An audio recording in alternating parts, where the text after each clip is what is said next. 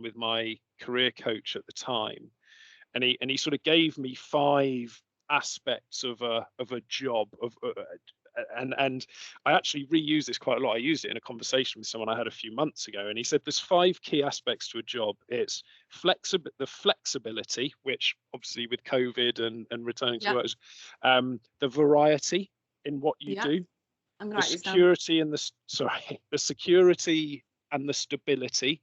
So, for example, you could be in a job where your working hours are going to be very stable, or you could be in some sort of transaction-led job where you could do nothing one week and then the next week you work 100 hours. The earnings and the earnings potential, and then also the progression opportunities. And he got me to write down those 5, and he said rank them in priority. What is important to you as a person? What is the most important thing to you? And I ranked them, and I can't remember how I ranked them. And he said, how would you rate this current job out of 5 for each of those? And being an accountant, I quite enjoyed this exercise because there was a framework and there were numbers and there was a score.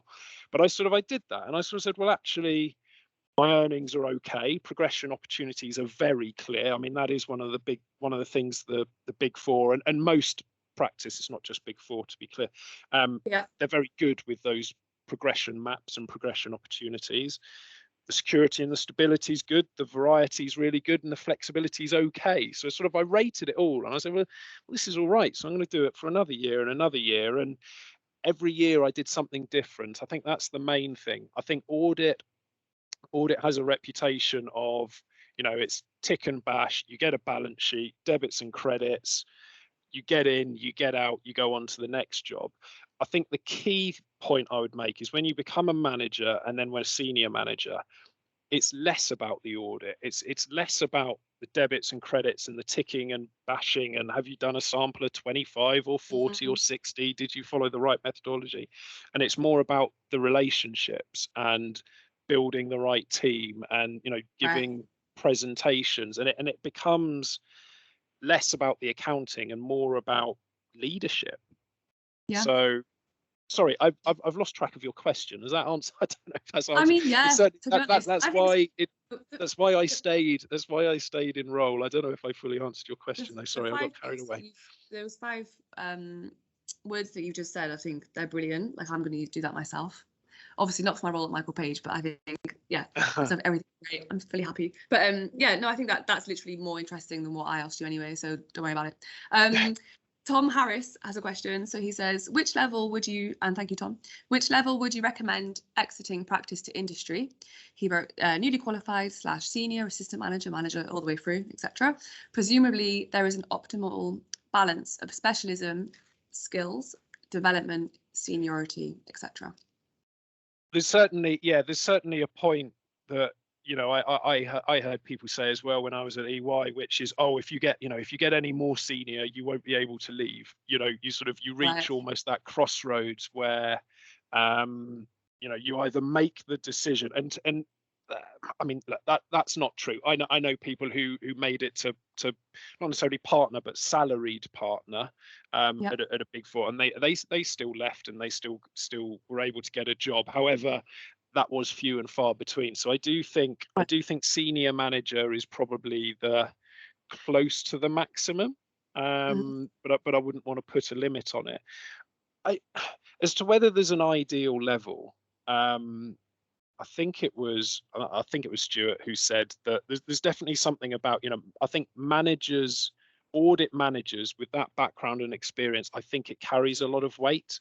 And if I look at our own organization now, when we go to the market and we're looking to recruit people, if we can see that there's a qualified accountant who's made it to sort of a manager level, like that you've already got half your foot in the door, if I'm really honest with you, because that is such a big rubber stamp. I think for the people who are newly qualified and looking to leave immediately, it is a much bigger pool of people people out there. But I mean, to answer the question, there's no perfect time, and I think to be honest, I think it's what's right for you. Do you feel like you're ready to take that jump? And everyone's at a different stage in their personal life as well. I mean, to be completely frank, one of the reasons why I left, so I had just got married, I just bought a house, and my wife had just given birth to twins. So I was like, right, okay, I'm now Lots going on.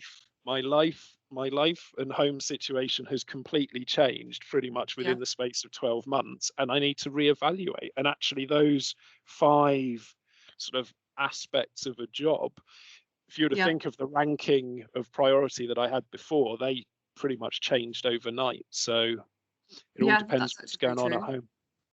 Yeah, I think also as well, it's working out the balance between, say, like what Stuart said earlier about the progression route in practice. If once you're qualified, you know, you might get a chance to move into the do some advisory work or work with a particular client that's of interest to you. That will then help you longer term.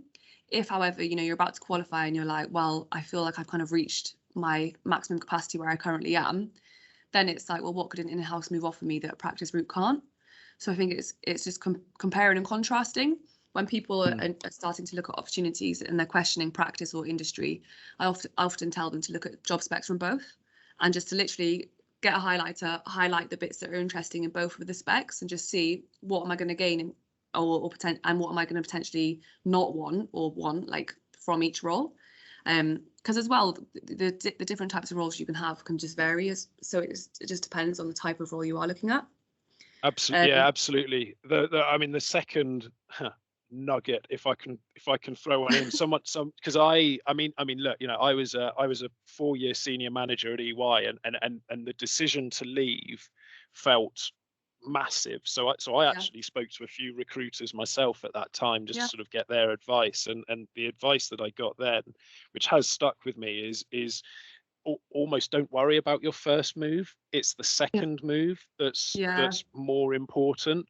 And you know, that obviously means different things for different people, and you know, maybe it's not true for everyone, but I do think it's important. And one of the other reasons why I chose Page Group as a company is we are a FTSE 250 business, so we are big. I mean, our finance function globally has huge. probably 500 people in it now. And you know, you've got internal audit, there's the UK function that I'm in, but there's then the group function, there's a global support services function. So there's so much opportunity, even though it's sort of a narrower structure than in practice. There's still a lot of opportunity within. And I would also say that the second move doesn't have to be with the company that you've moved to for your first move, but I think having that plan ahead is important. Definitely. I think as well, from a conversation I was having with someone today, it also depends too on what the industry and commerce clients want, because sometimes it changes. So sometimes so many clients I'll work with will want people from a big 4 top 6 firm, and they'll be really strict on that. And other times they're like, no, we want people from mid-tier firms who've got loads of exposure and have done accounts work too. So that also depends on when you're looking to move, would also depend on what the market is saying at that time too. To some extent, not fully, like not like they only want big 4, that's it, end of the road. But it does have trends. It goes like this. It definitely changes. So at the moment, the industry and commerce markets, they're really, really busy, and they're looking for people from all over every practice everywhere in the world. But who's to say maybe in 6 months they might just say, actually, we only want people with first-time passes from a top 6 firm. Like it just depends on the types of clients we're speaking to as well. Yeah. So it's all very varied. Great. I think, to be honest, like everything you've said has been really, really helpful, also for me as well. So thanks. For selfish reasons, I've enjoyed it. Aisha had a question. Well, this final question. We've kind of answered the first part of it. The second part. Do you think you would have the job now if you had left as a newly qualified auditor? Oof. Gone straight for it. Do you know what? That's a really hard question to answer, but in all honesty, the actual factual answer is no. The reason why the answer is no is because I became aware of this opportunity through a conversation that I had with someone at Page Group who I would not have had access to if I didn't have that role. So I suppose the lesson or the point there is, I do think when you become more senior, sort of within a practice firm, you have access to a lot of people, and I know it's a cliche about, it's not about what you know, it's who you know. Yeah, That is partially it true. is. Yeah, That is for sure. partially true. Yeah, And frankly, if I wasn't the senior manager on that account, I probably wouldn't be sitting here, because I wouldn't have made that connection and then had that conversation. And I think that's one of the good things about being in practice, is you are seen as an advisor, yeah, and you get access to so many different people and so many different industries. So that yeah. experience is vital. Yeah, so it's definitely worth now like utilizing that kind of. If anyone enjoys working with a certain client, it's definitely worth having that extra conversation and just getting to know them and building that relationship and that connection. Absolutely. Yeah, Cool. absolutely. All right. Thank you so much, Dan. I really appreciate you chatting No with me problem. today and us. I've actually, it's very, very interesting. So I really appreciate Well, it. good luck, everyone, wherever your future may take you. Good luck. Thank you.